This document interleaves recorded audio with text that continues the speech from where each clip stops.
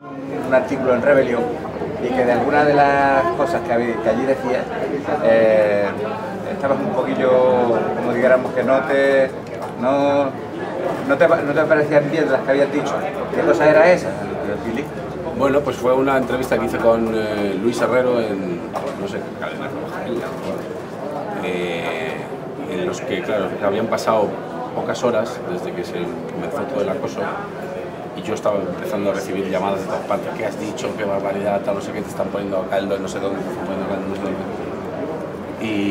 Y me puse realmente nervioso porque, por otro lado, tampoco recibía muchos apoyos, tampoco había entrado en internet, etcétera, etcétera. Ya no me acuerdo exactamente qué cosas dije, pero sí que me dejé de alguna manera comer el terreno por parte de esta gente que estaban ya muy preparados para lo que iban a decir, me pidieron un improviso y bueno, pues llegué a afirmar cosas como que había represión en Cuba o algo parecido, que había presos políticos en Cuba y que había represión a los medios de comunicación, etcétera, etcétera. Cosas que no están probadas, que no creo y que no quiero decir, pero vamos, disculpas si les pido. El programa 59 minutos y tú interviniste junto con Vieta, Rito Vieta y el diputado Meyer, defendiendo la Revolución Cubana. ¿Qué opinión te merece la intervención del diputado Moragas y cuál es el papel que juega la derecha extrema española en el ataque a la Revolución Cubana? Bueno, mira, Moragas me habían dicho, yo con los compañeros que hablaba y les decía quiénes iban a componer la mesa y tal, me decían, cuidado con Moragas, que es más listo que el hambre. A mí nos resultó realmente fácil desmontar los argumentos de Moragas, porque utiliza los argumentos 1000 veces repetidos, ¿no? Si tanto te gusta Cuba, ¿por qué no te vas a vivir allí? Cuba es una dictadura, Fidel Castro es un genocida, etcétera, etcétera, cosas que no están probadas, que no solo no están probadas, sino que está probado todo lo contrario, y no hace nada más que repetir como un loro la misma estrategia, ¿no? Entonces, es realmente fácil, a poco que tengas unos cuantos argumentos y tengas una información básica de lo que sucede, no solo en Cuba, sino de lo que sucede en España, por ejemplo, para contrarrestar o contraponer unas cosas con otras, creo que es fácil desmontarles todos los argumentos, ¿no? Y respecto al PP y a la ultraderecha, hay pocas cosas que me sorprendan, ellos juegan un papel básico y fundamental, ¿no? Pero creo que eso no es el problema. Yo creo que el problema es el Partido Socialista, yo creo que el problema son los que se llaman izquierdas. O sea, para mí el problema no es el ABC, Intereconomía o Libertad Digital, para mí el problema es Prisa. Porque Prisa realmente tiene un prestigio, para mi modo de ver, absolutamente incomprensible, pero tiene un prestigio y la gente realmente cree lo que dice Prisa, ¿no? Lo que dice Cuatro, lo que dice El País, lo que dice la SER, y creen realmente que son profesionales de la información y que son neutrales y que dan informaciones veraces, ¿no? Entonces yo creo que esos son los realmente peligrosos, porque ya sabemos quiénes son Intereconomía, sabemos quiénes son Los Santos, son gente que ha perdido el crédito frente a cualquier persona mínimamente pensante. Creo que los peligrosos son los otros, ¿no? Son el PSOE y Prisa, ¿no? Que juegan ese papel presuntamente izquierdista y que hacen creer a mucha gente que realmente son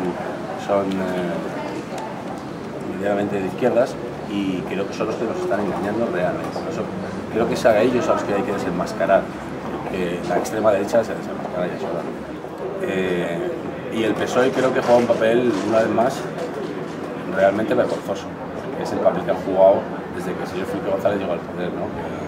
Que es el papel del capital, el papel de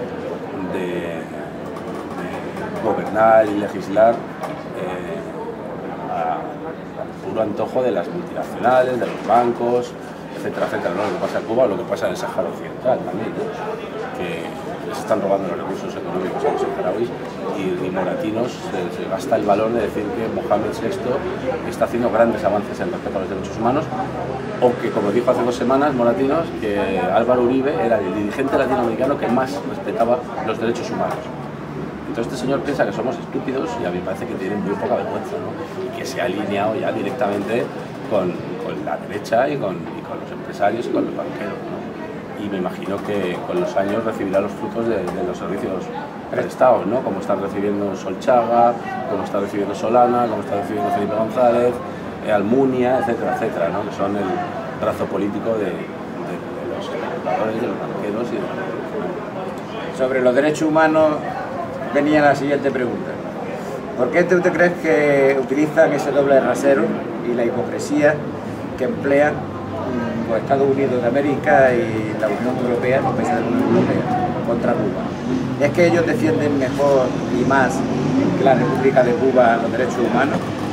¿Es que se tienen ellos algunos datos objetivos, o hay datos objetivos que puedan asegurar que ellos defienden mejor que Cuba los derechos humanos? Es que, claro, hablan de derechos humanos así un poco en abstracto, ¿no? Y los derechos humanos hay que especificarlos. Entre los derechos humanos, que ellos solo hablan, por ejemplo, de la libertad de expresión, existe el derecho a la vivienda, garantizado en Cuba, el derecho a la educación, garantizado en Cuba, el derecho a la sanidad pública y universal, garantizado en Cuba, el derecho a saber leer y escribir, garantizado en Cuba. Todos esos derechos humanos fundamentales que están redactados en la Carta Universal de los Derechos Humanos no se respetan en ningún país capitalista. Entonces, nos hablan de que aquí, por ejemplo, la libertad de expresión está garantizada. Bueno, aquí la libertad de expresión está garantizada siempre y cuando digas lo que el poder quiere que digas, ¿no? Hay unos márgenes y tú puedes atacar la guerra de Irak, pero no puedes atacar la guerra de Afganistán porque es políticamente incorrecto, porque estamos allí por mandato de la ONU y encima en misión humanitaria, ¿no? Aunque asesinemos a decenas de civiles todas las semanas, o todos los meses.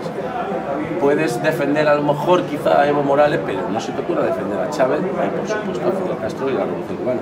Entonces la libertad de expresión no solo no está garantizada, sino que es una utopía en los países capitalistas, porque aquí el bombardeo mediático está controlado por dos o tres empresas que tienen la misma línea editorial y política y que nos bombardean continuamente con falsedades, con mentiras y con tergiversaciones de la realidad.